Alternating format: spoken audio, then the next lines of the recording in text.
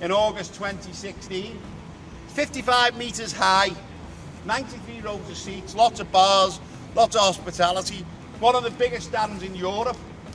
It has 20,500 fans in. You'll see that today. The whole stadium holds 54,000. But I want you to have a look down here. You see the little statue, the bust? Yeah, that's a very important man. That's John Holding.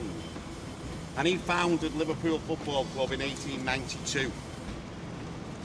But before that, he was president of Everton Football Club, who actually played here from 1884 to 1891. And in 1891, they won the league title here. Now, he bought this ground for them to play in. So we think it was brilliant, wasn't it? You've got a ground, you've won the league, everything's going great, isn't it? Don't forget, this is Everton we're talking about. Something's bound to go wrong, isn't it? And sure enough, it did. John Holding's main thing was he was a brewer of beer, and he wanted to sell the beer in the ground.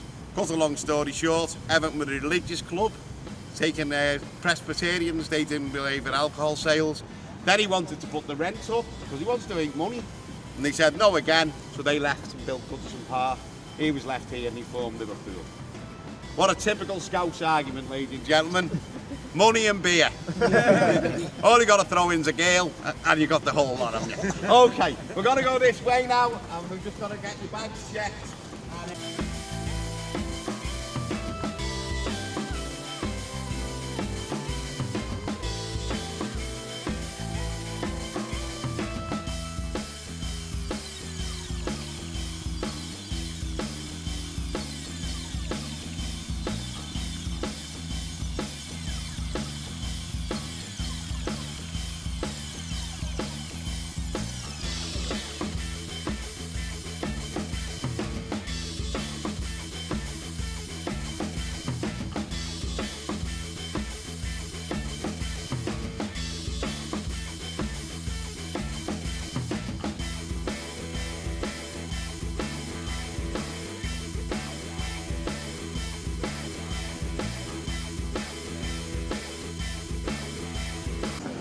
Okay, ladies and gentlemen, just come over here for us.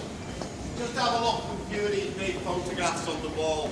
The top one there, where all the lads are jumping up with a header. The one furthest on the left, they're all black with the nice white legs. Anyone recognise that man? Anybody at all? That, ladies and gentlemen, is Bob Paisley. And he was Liverpool's most successful manager. In a period of 9 years as Liverpool manager, he won 19 trophies for this club. Let that sink in. 19 trophies in 9 years. That included 6 league championships and 3 European Cups. He was the first man ever to win 3 European Cups in one year. You come just to the left here, that man's Ron Gates, running out with the ball in the Liverpool kit. And he was part of Bill Shankly's revolution at the club. He was one of the first major buys he made. He was the 1960s Virgil van Dijk, if you like. He was a colossus. He was huge. And he led the club. And he was Liverpool's first captain of Liverpool to pick up the FA Cup. 73 years we've waited and he picked it up. So just have a look at this photograph. This is one of the most precious goals in Liverpool history. David Bergkamp, known as Super Sub, came on and he scored the winning goal against Saint Etienne of France in the 1977 European Cup quarter-final. Now, Saint Etienne had got to the final the year before and were beaten by Bayern Munich in that final. But by winning that gave Liverpool the confidence that he could compete at the top level in Europe as well as at home. And the fans and the club believed that. And we went on and won our first European Cup on the back of that in 77. And we all know now we're up to 6, so it's incredible. We all know him. Very similar course sort of like this against Olympiacos. We needed to win the game by 2 goals. And he smashed that beautiful goal in Steven Gerrard. And of course, we all know this fella, don't we? Just brought number 6 home. And he's just done something unique because he's led us to our first World Championship. So we're not just the champions of Europe, champions of the world, soon to be champions of the world.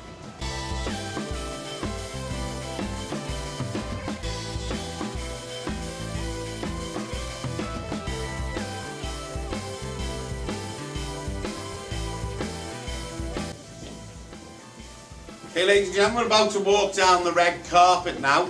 Coming up here, late and shortly, will be some of the celebrities that watch Liverpool. 007, Daniel Craig, probably be here today for the game. Also some of the great legends of the club, Ian Rush, Kenny Dalglish. They'll all be walking on this carpet you're about to walk on. So just follow me this way. Yeah.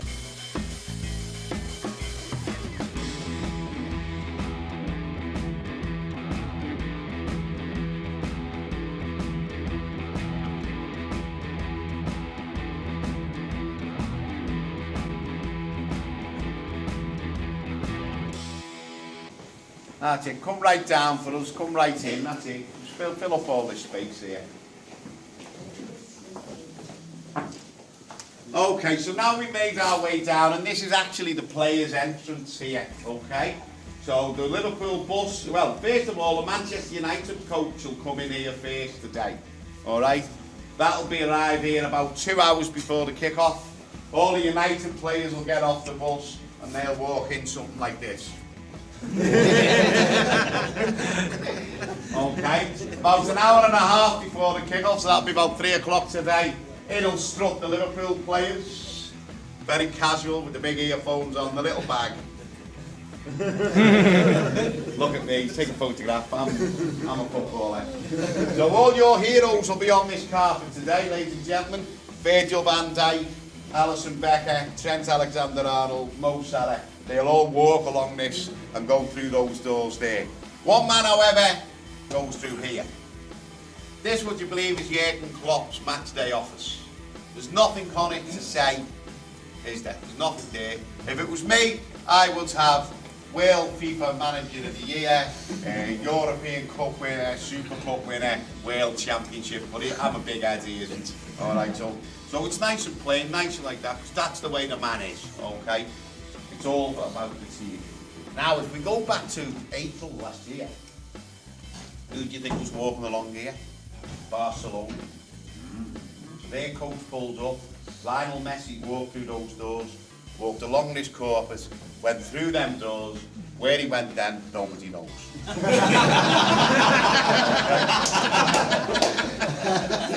Luis Suarez walked in, he fixed the bike to our marks in there. And Felipe Coutinho was still hiding round the corner there. We sent him a pizza out every now and then. So we're going to follow in their footsteps. So come this way, ladies and gentlemen.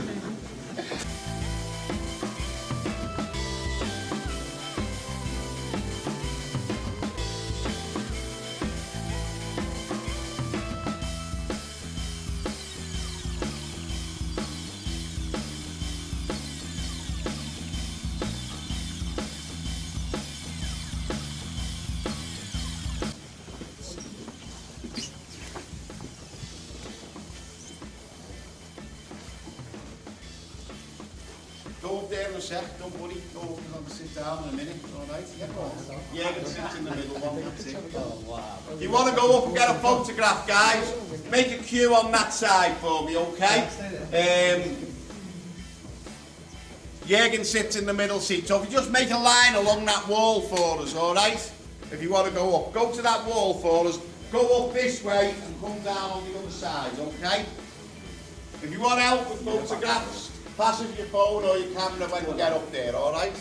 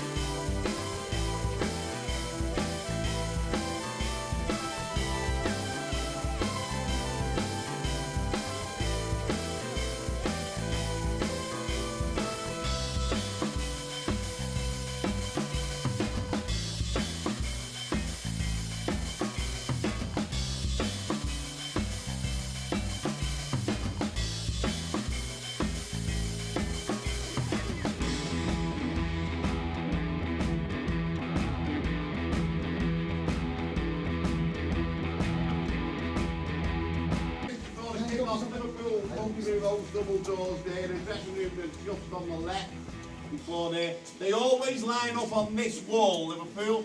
Okay, always along here. Mo Salah's always the last one, but he gives Jurgen Klopp a big hug before he goes out. The away team will come out that door there on the right, the red door on the right. So they have to walk and stand and look at all this. Okay? And there's our latest condition, ladies and gentlemen. Now the sign itself was in the old tunnel, of course, the one that you remember it? You go down the stairs and up. It's quite famous, quite iconic. This is actually the second of three. Sounds a bit odd, that, doesn't it, to be the second of three? But the first one was a hand-painted wooden one, and it was an idea of one of the ground staff. And he took it to the club secretary, Peter Robinson, and said, wouldn't it be a great idea to have a sign with the liver birds on at the tunnel?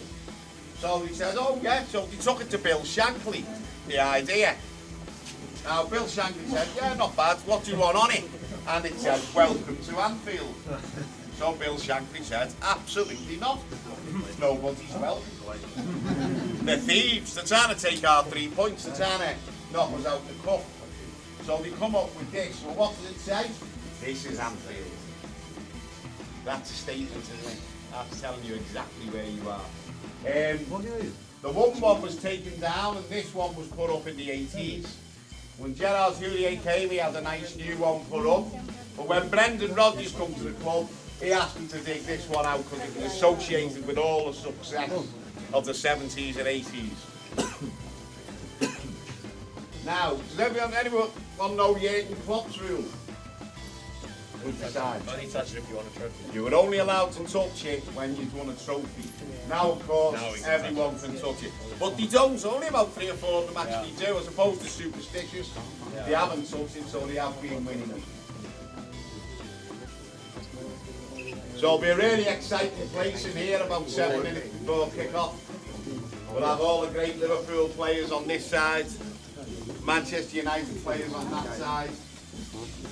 And someone's going to have to talk the United players into actually going out to the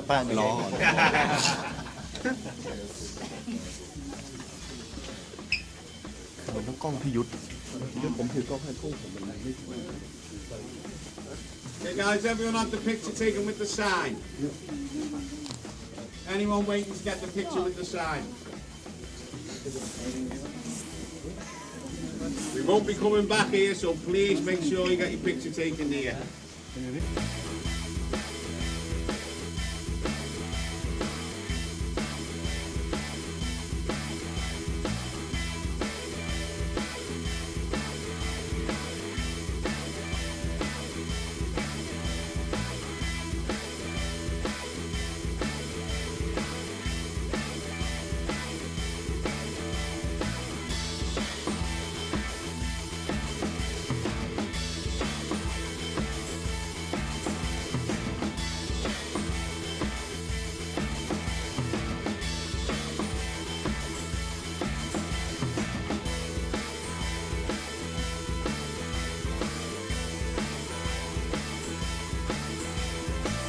In just a moment, we're going to make our way down to the Kop.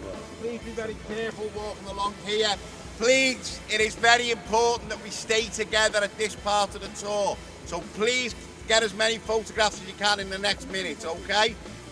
Because we will need to move.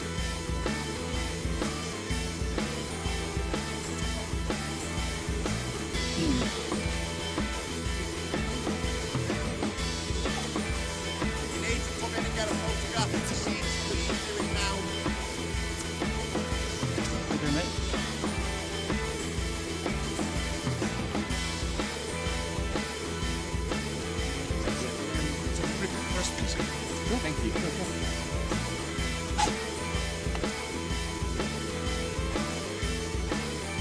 Okay, we're going to move on now, ladies.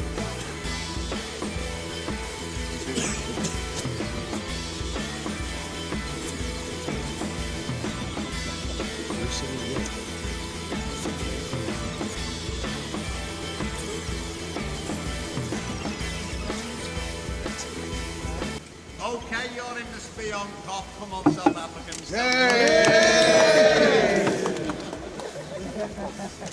I'm frightened to say anything now. Gets it wrong, don't be scared to tell him on stage. He hasn't been doing this for long. So all you guys, I'm sure you know, Spion Kop. As far as I've been told, it's Spy Hill in Afrikaans. And why it's named here in North Liverpool, a part of North Liverpool is called Spion Kop. It's quite a story. Back in 1900, Great Britain were fighting the Second Boer War in South Africa. And about 35 miles outside of Ladysmith, there was a siege of Ladysmith going on by the Boers. The British wanted to relieve it, and it was very important to take the hill, the biggest hill in the range. And they tried to go up to take it. A military disaster occurred. The Lancashire Fusiliers were fighting that battle and they got routed. And about 300 local men and boys, some only 14 and 15, were killed trying to take that hill in the space of 3 days. And when the comrades came home, all this was a great big hill at this end of the ground. So when they started to come in, you paid about £2 to come in and watch the game.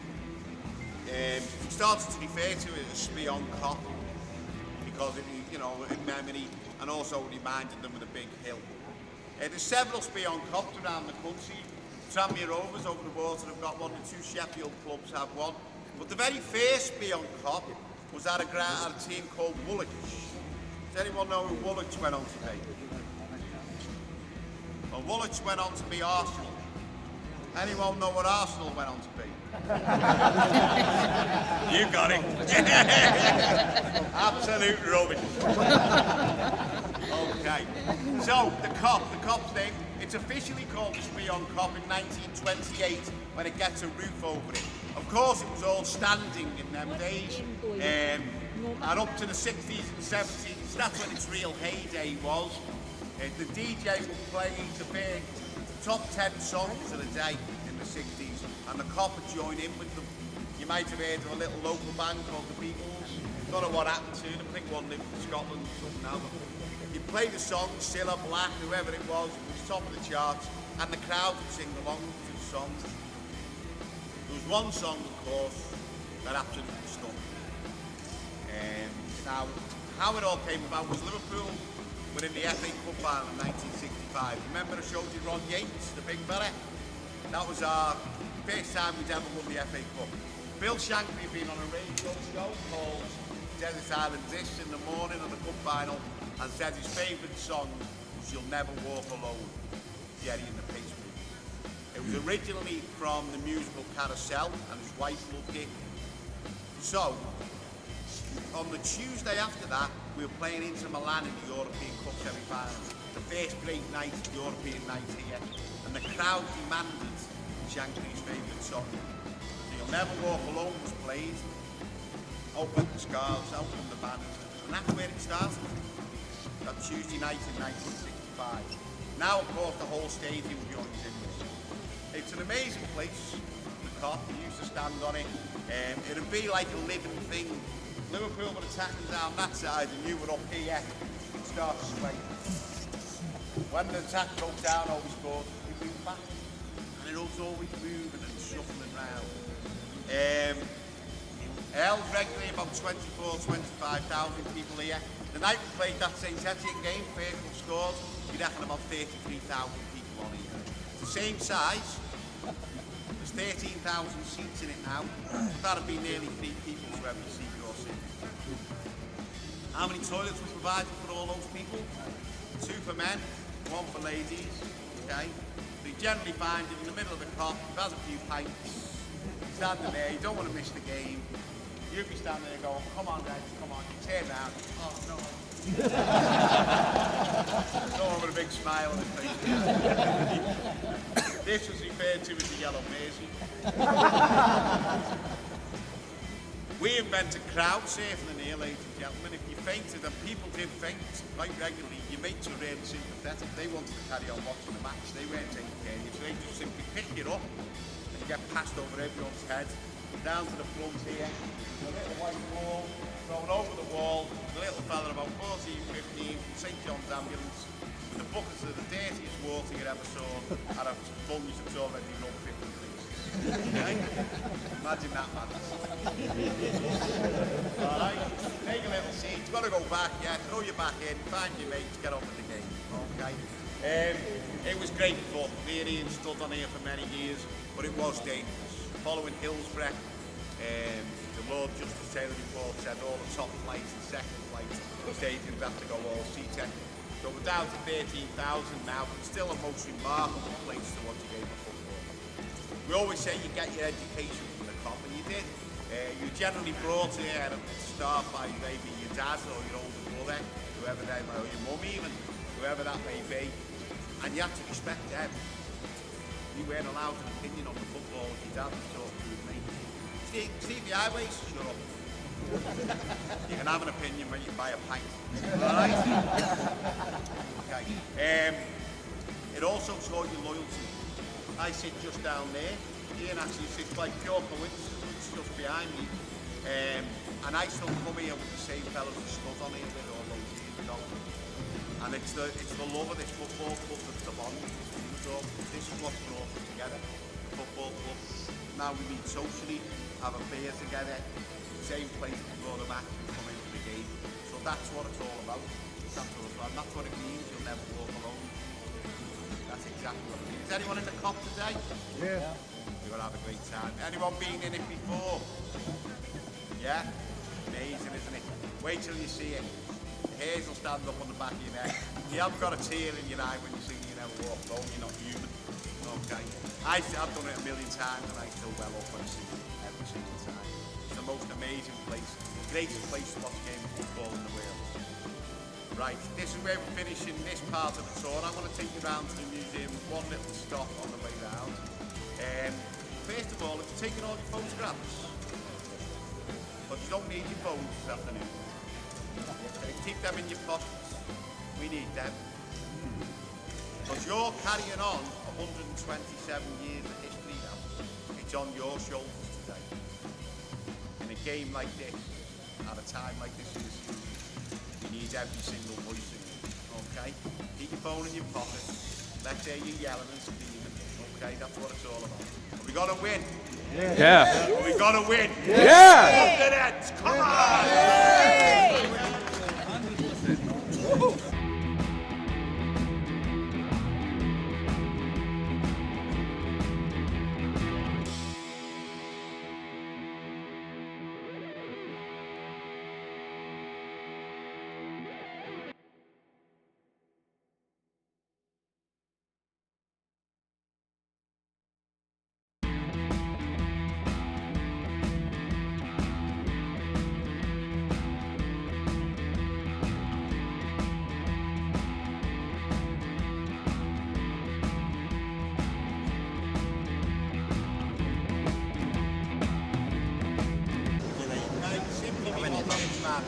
Because when he arrived at Anfield in December 1959, Liverpool were 12th in the league.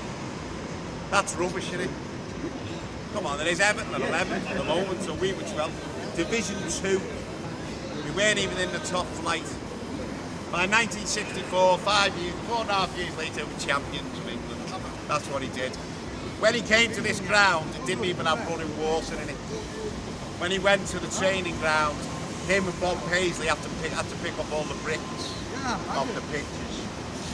Okay, that's the mess this football club was in until this man arrived. So if you come from all over the world, everyone owes this man a great huge thank you. So round of applause.